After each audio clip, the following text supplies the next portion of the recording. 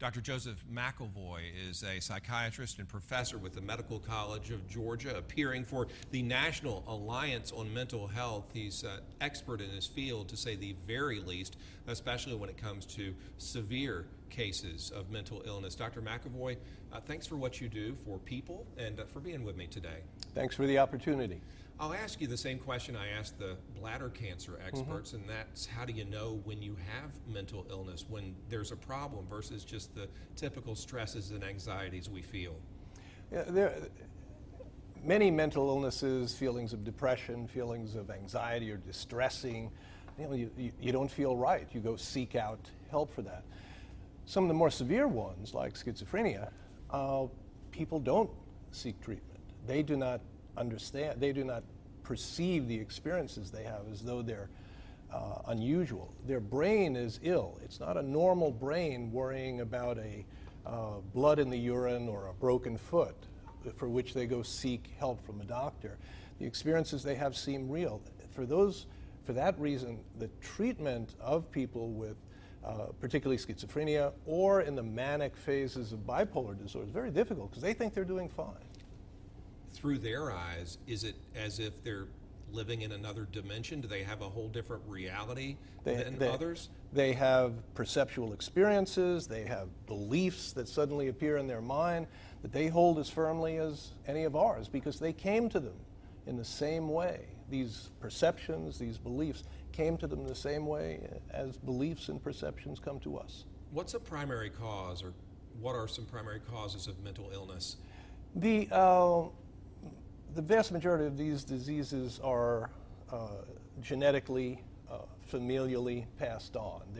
They're inherited liabilities, on top of which various events, problems during pregnancy, head injuries, and certainly psychoactive drugs that people go out and take can tip you over. Just the same way eating a high-salt diet can tip you into hypertension, or becoming overweight can tip you into diabetes mellitus. It's a mixture of your liability, your risk, and these offensive things that happen to the organ during your life. When it comes to mental illness, even when it comes to the types that are more in your wheelhouse, like bipolar, like schizophrenia, can it hit people of all ages, or is it just grown-ups?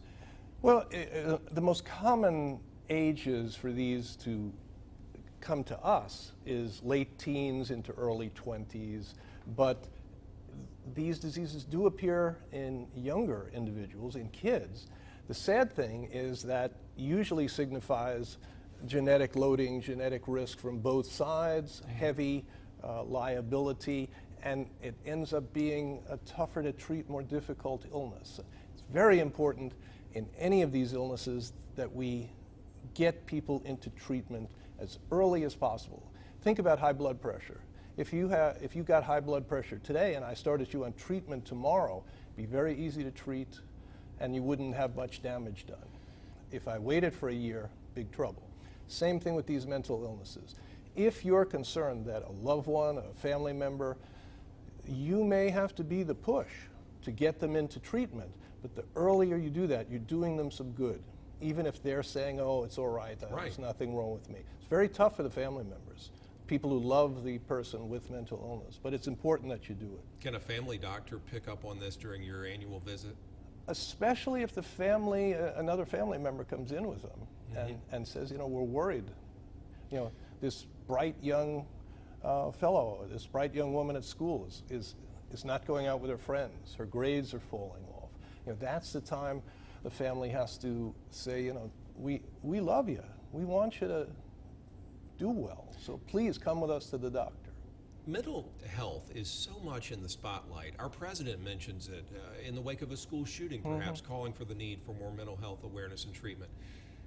With that much attention, is there still a stigma attached to it?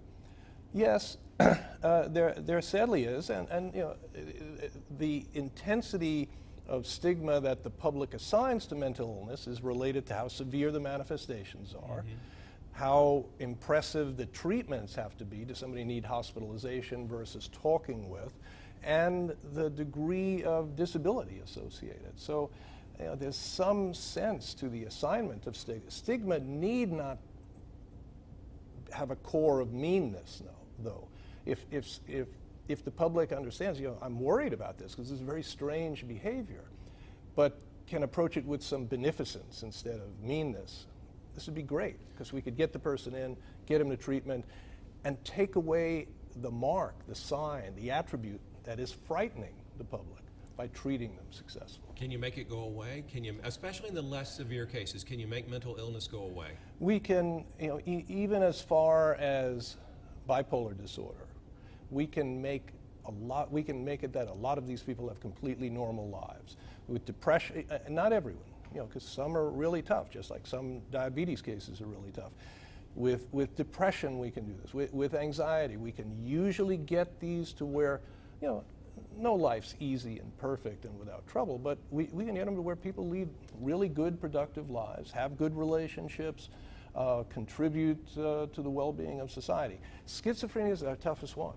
Mm-hmm. And if we catch people really early, if they have strengths of their own, if they have a family who will assist them in making it to the appointments, taking their meds, many of these folks can work, can go back to school, can have jobs, and don't end up with persistent kind of psychopathology that gets etched in if people aren't getting the treatment they need. Do you see a lot of veterans coming back with severe mental illness or developing it? Well, the traumatic experiences these people have, the brain rattling experiences of combat, injuring others, being injured themselves, such as that's not good. The head injuries can bring out mental illnesses that might not have made their way if their brain hadn't been assaulted. And there's drug use at times when people go to these foreign countries. You're talking about marijuana, something worse? There's a clear, straight line correlation between severity of marijuana use and risk for a psychotic break. Really? Yes. So to the casual pot smoker out there, be careful. Yes. Beautifully stated. Really? No, seriously, it's an eye-opener for a lot of people out there, I'm sure. Treatment scares people, Dr. McAvoy. They don't want to be under a doctor's care forever. Is this a lifelong deal once we come to you? In most cases it is, but I stress to people, I wouldn't take medicine that made me feel awful, and I'm not expecting that from you. You and I need to work together. I will get you on the fewest medicines, on the lowest doses that I possibly can. I give all my patients and their family members my cell phone number, because if somebody gets a side effect, I don't want them to have to wait 3 weeks to the appointment when I'm going to see them. I want them to call. I tell them I'm old, they have to remind me who they are, and sure. But let's talk about it now. I can usually handle it in 2 minutes. For the more severe cases, for the people with bipolar and for Yes. schizophrenia, can behavioral therapy help as well, or just conversations with you? It's all a team. These more severe cases in particular are best served by a team. Okay. I'm the non-empathic technocrat, the pill guy. I try to manage getting their brain back to functioning normal at a biological level. Then we have wonderful psychologists, social workers, case managers who talk with with patients about the experiences they've had, the stuff they've had to suffer, and folks who help them get back to school, help them get back to work. Because what's life about? Something to do and good people to do it with. And I need help to get these folks back to that. That was going to be my last question, and it's just a personal one. How does it make you feel to see someone in their darkest hour, or a family in its darkest hour, and then watch them turn a corner? One of the most heartbreaking things is seeing the parents when a child is sick. But when they when everybody works together and you have a good outcome, it really feels good. Well, you're doing incredible work at MCG, you and your team. I know it's a multidisciplinary approach, and I appreciate you helping me understand mental illness better. I know our viewers do as well. Thank you so much for having me. Absolutely. Dr. Joseph McAvoy at the Medical College of Georgia doing incredible work, as are all of our friends at MCG. When we come back, we're going to let you know how you can shape future editions of the show, but know this, there's a mental health clinic free for uninsured and underinsured folks. It's the last Thursday of every month, 6 till 8. Walk-ins are welcome. No need to call. No need to blow up Dr. McAvoy's cell. Just show up on St. Sebastian Way and start to open that door and get the help that you or a loved one may need. There's the website for more information, as well as the phone number. End the stigma of mental illness and take that first step.